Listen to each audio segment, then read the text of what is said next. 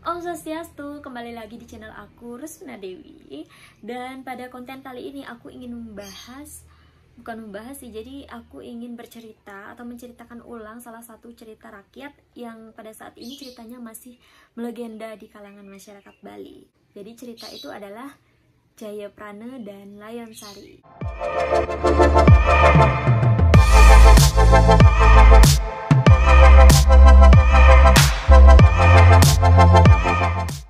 Nah, jika kita berbicara tentang Jayaprana dan Layonsari, itu erat banget kaitannya dengan Teluk Trime yang ada di Kabupaten Buleleng, Bali. Nah, Teluk Trime ini sangat terkenal di kalangan masyarakat Bali sebagai tempat wafatnya Inyoman Jayaprana sekaligus tempat pemakamannya.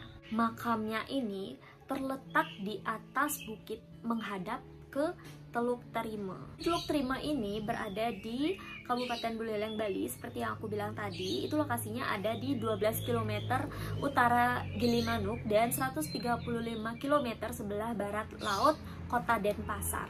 Nah, di Teluk Trime ini kita bisa melihat pemandangan yang sangat indah. Air lautnya di sana itu bisa berwarna biru berbias dengan garis-garis berwarna merah jingga. Nah, apakah penyebab garis-garis merah tersebut? Konon katanya, menurut legenda, garis-garis merah tersebut tidak lain adalah percikan darah dari Inyoman Jayaprana ketika ia dibunuh. Nah, penasaran kan bagaimana ceritanya? Pada zaman dahulu di Bali Utara ada sebuah kerajaan kecil yang bernama Kerajaan Wanakeling Kaliangat. Nah, di sekitar kerajaan tersebut, bilanglah rakyat dari kerajaan itu hiduplah satu keluarga. Itu terdiri dari suami istri, kemudian 3 orang anak. Nah, pada suatu hari adalah wabah yang menyerang daerah tersebut. Dan pada saat itu banyak banget yang meninggal, termasuk keluarga yang tadi aku bilang itu, orang tuanya meninggal. Kemudian anak-anaknya ini juga meninggal 2 orang. Tersisalah satu si bungsu yang bernama Inyoman Jayaprana. Nah, Raja Kaliangat ini merasa benar-benar sedih dan berduka gitu atas wabah yang menimpa seluruh rakyatnya, yang menyebabkan banyak rakyatnya yang meninggal. Nah, langsunglah si raja ini kayak kontrol gitu kan, keliling daerahnya, keliling negerinya. Nah, setibanya di dusun si Jayaprana, raja ini melihat anak kecil yang sedang menangis karena ditinggal kedua orang tuanya dan kedua saudaranya.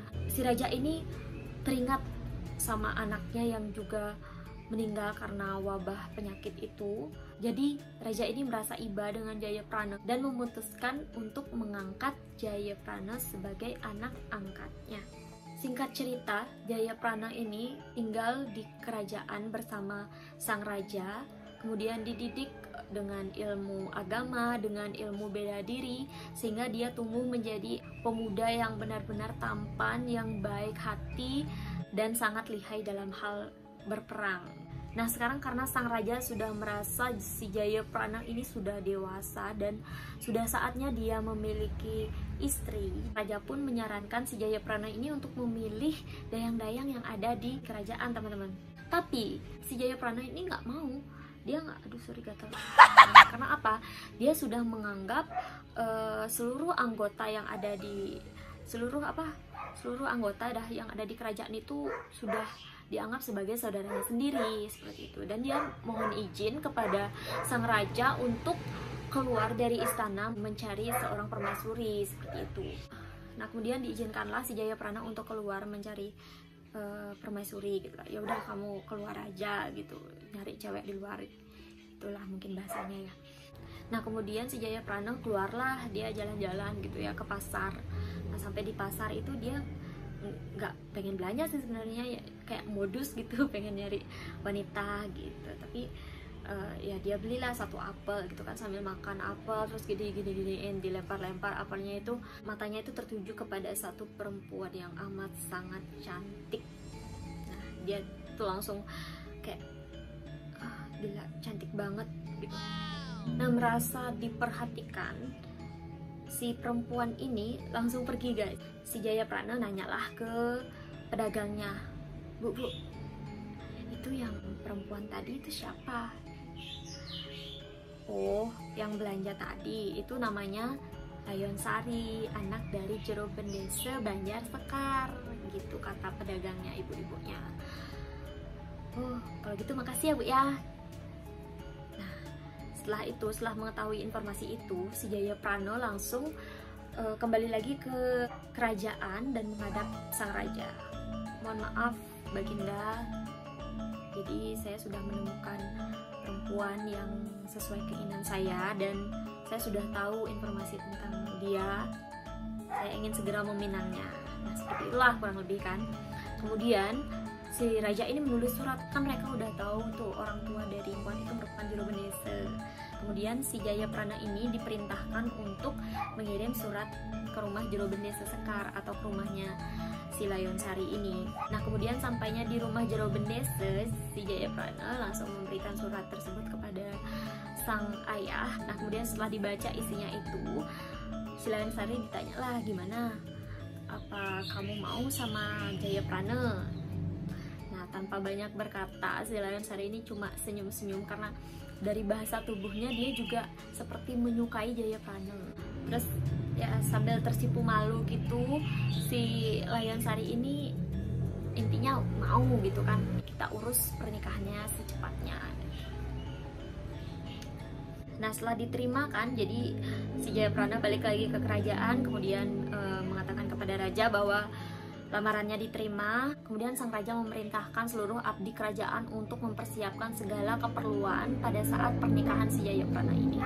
Nah, singkat cerita, tibalah saat pernikahan si Jayaprana dan Layonsari. Nah, setelah selesai segala prosesi pernikahan di rumahnya Layonsari, kemudian dibawalah Layonsari ke kerajaan untuk memohon restu kepada raja, seperti itulah. Nah, setibanya di kerajaan, turun dari kereta kuda, kemudian meminta restu kepada sang raja. Nah, tanpa disangka-sangka, sang raja yang telah lama menduda ini saat pertama kali melihat si Layonsari benar-benar terpesona dengan kecantikan si Layonsari.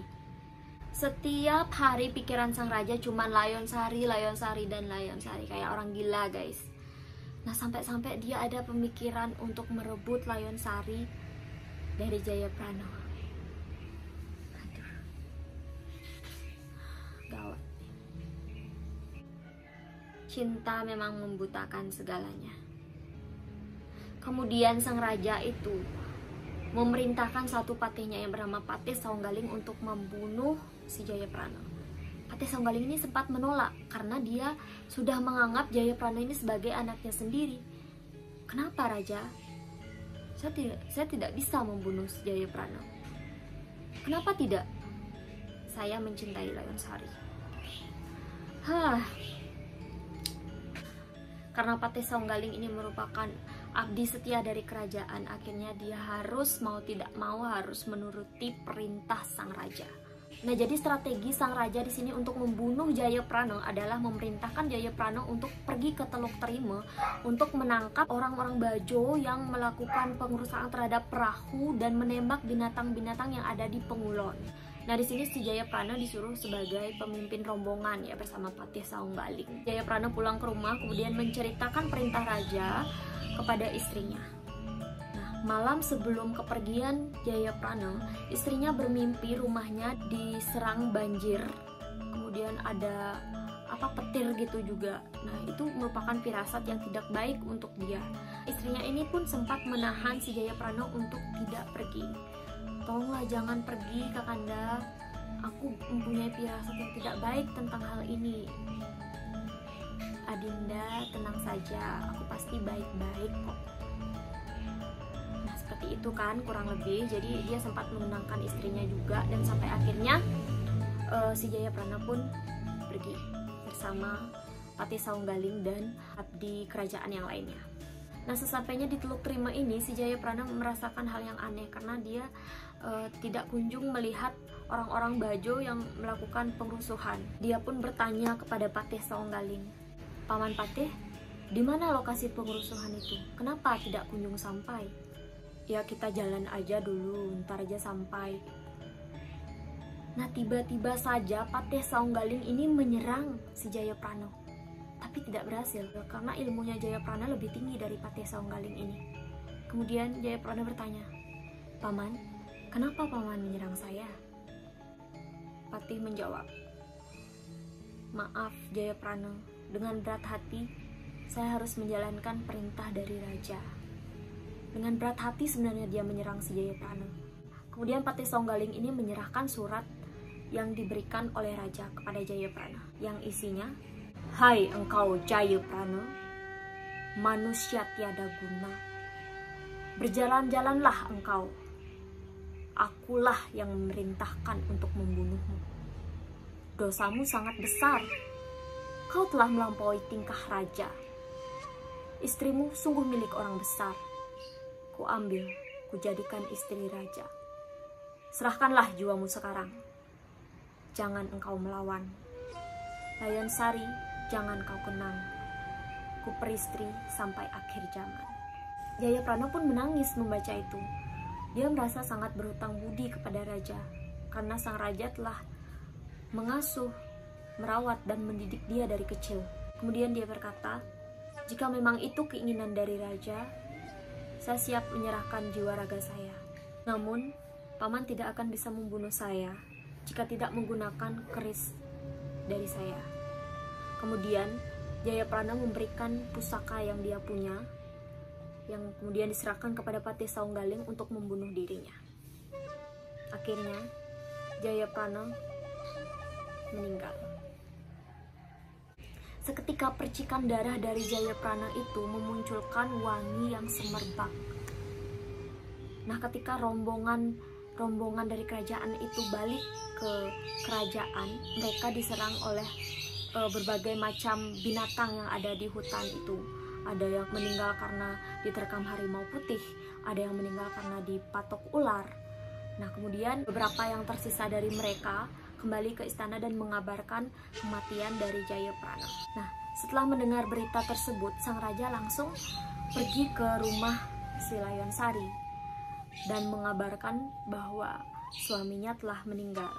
Dan pada saat itu juga, guys, raja ini menyampaikan keinginannya untuk mempersunting Layon Sari. Tuh kan hilang otaknya. Ya jelas lah, orang lagi berduka, terus dia bilang kayak gitu. Gimana coba perasaannya si Layon Sari? Langsung dah tuh keluar maki-makiannya. "Dasar raja biadab, aku tidak akan pernah mau dipersunting oleh dirimu." Nah, kemudian langsung dah tuh si Layon Sari ngambil keris yang dibawa oleh raja, kemudian menikam dirinya sendiri sampai akhirnya dia juga meninggal. Pada saat Layon Sari itu bunuh diri, warga sekitar membawa jasad Layon Sari itu ke tempat meninggalnya si Jayaprana. Jadi jasadnya itu tepat ditempatkan di sebelah jasadnya Jayaprana agar pasang kekasih ini tetap bisa bersama. Sedangkan Patih Songgaling yang pada saat itu meninggal karena diterkam harimau putih juga ditempatkan di lokasi yang sama karena sebagai simbol kesetiaan dari abdi kerajaan. Nah, lantas bagaimana nasib sang raja? Nah, melihat hal itu, sang raja pun seperti gila, depresi. Raja itu berlari keluar dan membunuh setiap orang yang ditemuinya. Sampai akhirnya dia dikabarkan bunuh diri. Tapi ada satu abdi kerajaan yang tidak percaya bahwa raja itu bunuh diri. Jadi dia berpikir bahwa ada rakyat dari Kalianget yang membunuh raja. Pada saat itu pun langsung terjadi peperangan antara rakyat Kalianget dengan kerajaan Kalianget. Nah, begitulah dalam sehari kerajaan Kalianget itu musnah dengan bergelimpangan mayat.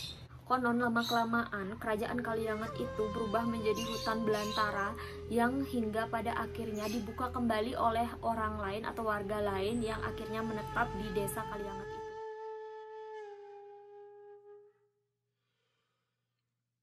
Nah, hingga akhirnya cerita ini melekat di kalangan masyarakat Bali dan diceritakan dari generasi ke generasi. Kemudian pada tanggal 12 Agustus 1949 diadakanlah upacara ngaben di desa Kalianget yang dihadiri oleh banyak orang dari seluruh penjuru dunia. Jadi nilai moral yang bisa kita ambil dari cerita ini adalah jika sesuatu itu memang milik kita, memang untuk kita miliki.